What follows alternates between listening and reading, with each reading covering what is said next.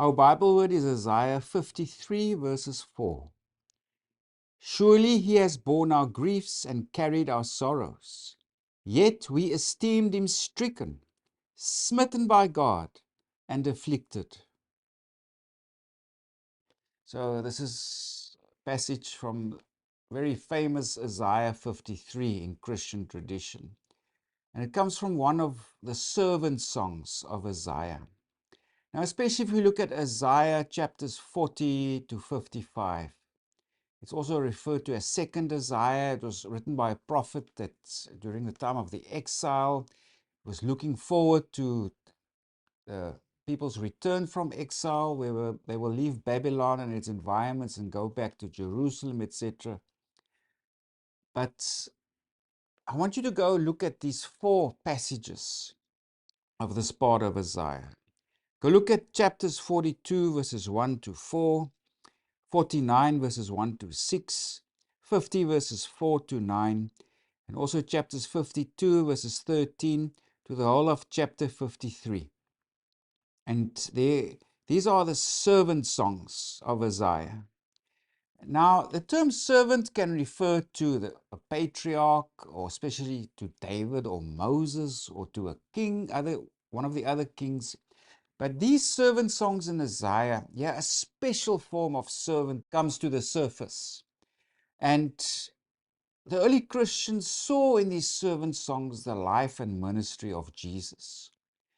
So these servant songs, they speak about the special figure. Now there's discussion, is this an individual? Does it refer to Israel as a people?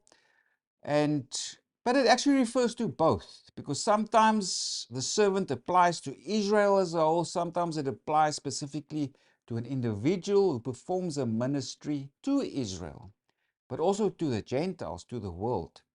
So the servant in these Isaiah passages is what we can refer to as a corporate personality. He embodies the people Israel as an individual. So he's an individual, but he also embodies Israel as a group.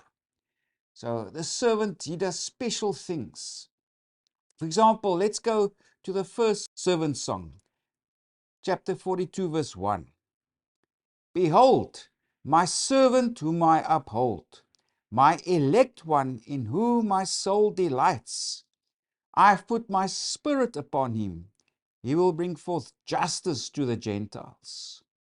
You can read the rest of that servant song, but already attention is brought to the servant being anointed with God's Spirit, and that God will delight in him. And immediately we recognize the baptism of Jesus, when the Holy Spirit descended on him, and also the voice from heaven said, "This is my beloved Son, in whom I am well pleased." And also, Jesus, he will be this judge.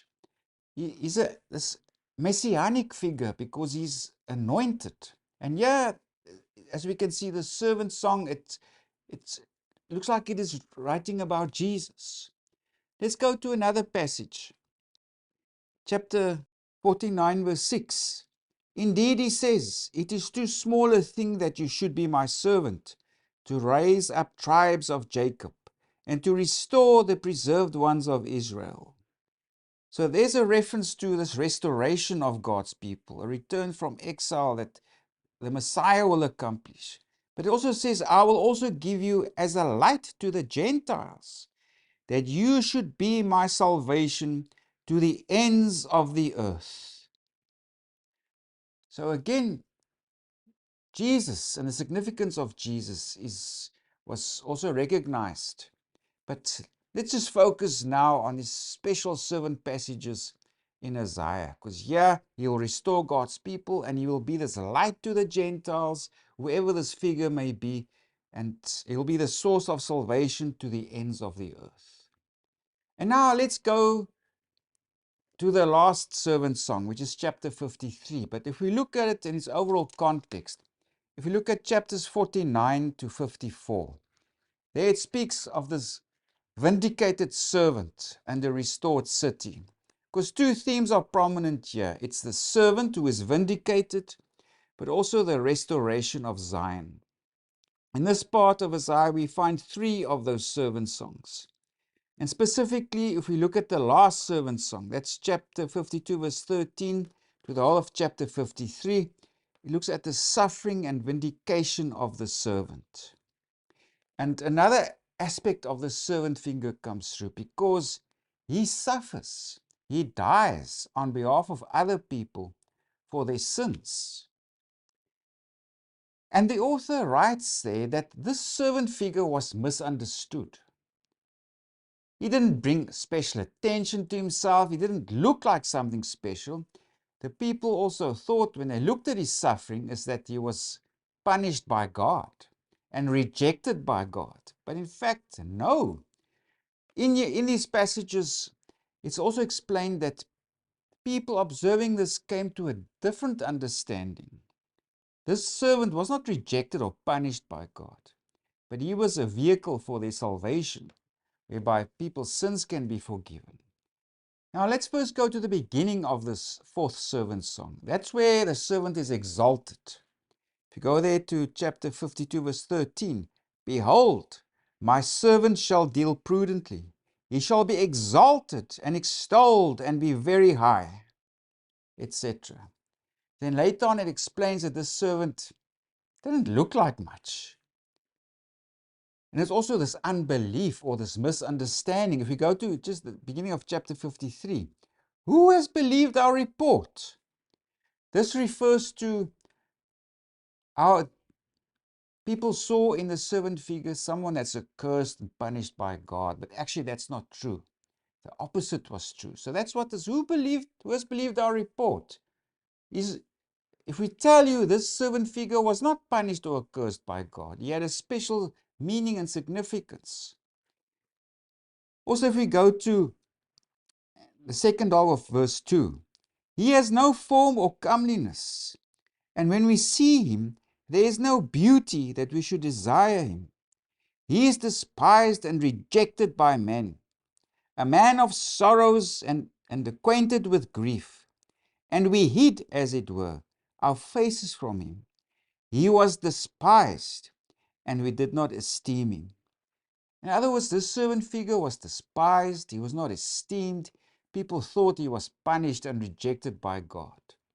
But again, there's new understanding that has come about to see the significance of the servant figure. And that's when we come to our Bible word.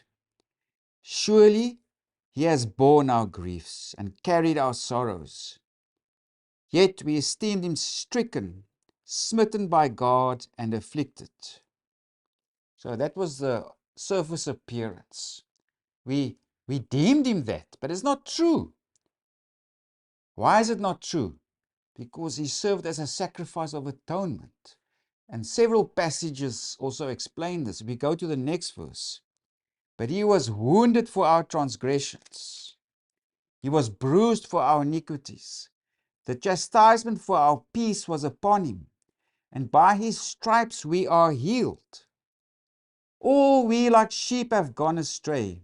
We have turned every one to his own way, and the Lord has laid on him the iniquity of us all. It also says in verse 7, he was oppressed and he was afflicted, but he opened not his mouth. That reminds of Jesus' trial before Pilate.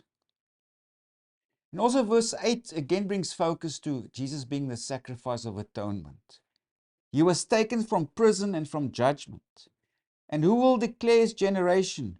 For he was cut off from the land of the living. That reminds us of Jesus' crucifixion. For the transgressions of my people he was stricken. Again, Jesus' death served as a sacrifice of atonement. And also, yes, other elements that brings us to the Gospels. It says in verse 9, and they made his grave with the wicked, but with the rich at his death, because he had done no violence, nor was any deceit in his mouth. Again, the situation, circumstances of Jesus' burial here. And also verses 10 to 12 again brings attention to Jesus being, or this servant figure, being the sacrifice of atonement. Yet it pleased the Lord to bruise him. He has put him to grief. when you make his soul an offering for sin. It also says in verse 11, by his knowledge my righteous servant shall justify many, for he shall bear their iniquities. Again in verse 12, because he poured out his soul unto death, and he was numbered with the transgressors.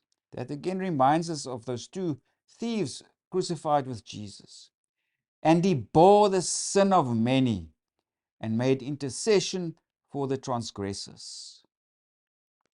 So we can understand here when the early Christians read these special servant songs in Isaiah, they recognized Jesus, especially the last servant song. That's Isaiah 52 verses 13 to the whole of chapter 12. That's the suffering and the vindication of the servant.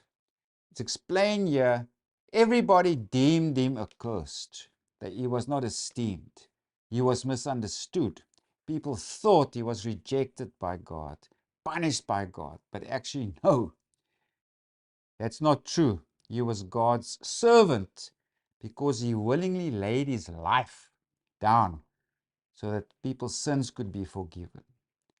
So on the surface level, it looks like he was rejected and despised. On the deeper level, no, he was God's vehicle for salvation. So go do yourself a favor. Go look at these servant songs that are found in the book of Isaiah, especially the last servant song, where the early church would have seen there or recognized the ministry of Jesus. He willingly gives his life as a sacrifice of atonement, whereby people's sins can be forgiven.